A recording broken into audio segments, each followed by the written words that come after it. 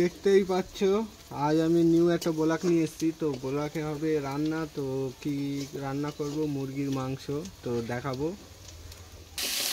তো গাইস দেখতেই পাচ্ছ পেঁয়াজ আদা রসুন দেওয়া হয়ে গিয়েছে। এইসব মুরগির মাংস আর ঠ্যাং, এইসব আলুটা ভেজে নিয়েছি।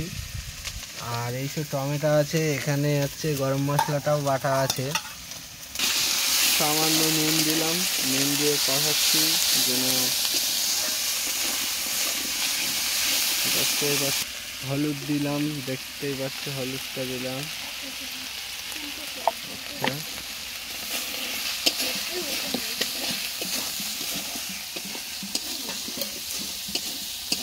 এবার কড়াটা লেগে যাচ্ছে, মানে অল্প একটু জল দিতে হবে।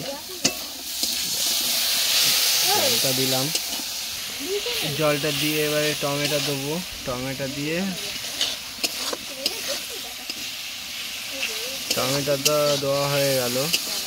এবারে দেওয়া হবে টমেটো, মানে গলে গেলে আমাদের দেওয়া হবে কি মাংস। আর এখানে আলুটাও আছে। তো এই টমেটো গলে গেলেই আমরা মাংসটা উঠে দিয়ে দেবো। তা প্রায় দেখতেই পাচ্ছ গলে গিয়েছে। তো তেজপাতাটা দিতে মনে ছিল না, এখন তেজপাতাটা দিয়ে দিলাম। তো দেখতেই পাচ্ছ টমেটোটাও হয়ে গিয়েছে। এবারে মাংস দেবো। কষানিটা দেখতে পাচ্ছ তো, এখনও কষানি অল্প একটু হবে, টমেটো এখনও ভালো করে হয়নি। তো দেখতেই পাচ্ছ মাংসটাও দেওয়া হচ্ছে। মাংসটা সব দেওয়া হয়ে গেলে ফাইনালি গোশটা কষিয়ে নেব। তো আমাদের এই পর্যন্ত অল্প একটু মাংস, লোকও বেশি না, আমরা 3 জন খাবো, কারণ মা মুরগির মাংস খায় না। মার জন্য নিয়ে এসছি মাছ। তো কী মাছ পরে ভিডিও দেখাবো। তো এটা কষাতে কষাতে হয়ে যাক কিছু খানি। তো গাইস দেখা কালারের জন্য গুঁড়ো লঙ্কাটা দিলাম।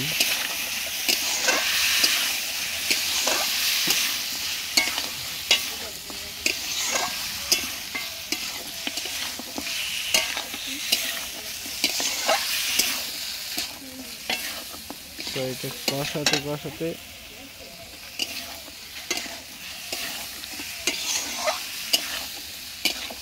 এবার দেখতেই পাচ্ছ কালারটা কেমন হয়েছে। তো এবারে হালকা একটু কষানো হয়ে গেলে, কারণ মুরগির গোশে তো বেশিক্ষণ কষাতে লাগে না, এবারে দিয়ে দেবো আলু।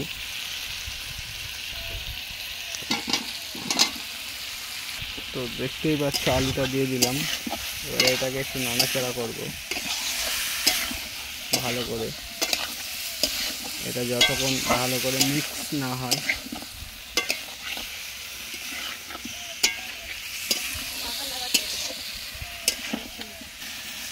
এবার কষানোটা প্রায় হয়ে গিয়েছে, দেখতেই পাচ্ছ। এখনো জল দেয়নি, জল দেওয়া হলে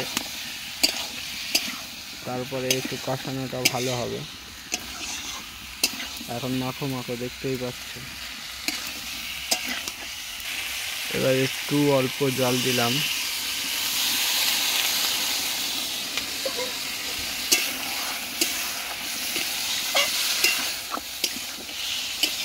জলটা দিয়ে ভালো করে নেড়ে নেব।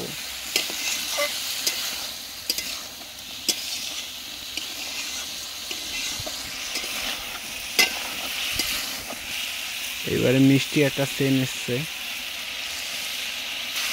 তো দেখতেই পাচ্ছ বন্ধুরা, আমাদের গোশটা কষানো হয়ে গেছে ফাইনালি। এবারে আমরা এতে দেবো একটু গরম মশলা। তো গরম মশলাটা দেখতেই পাচ্ছ, এটা দিয়ে দেবো। গরম মশলার পানিটাও একটু দিয়ে দেবো, দিয়ে এটা ভালো করে কষাবো।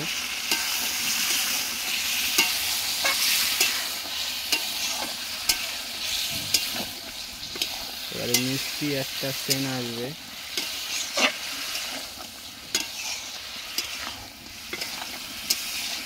এবারে এইটার পানি যতক্ষণ না মরবে ততক্ষণ এটাকে ছেড়ে দিতে হবে ভালো করে কষিয়ে।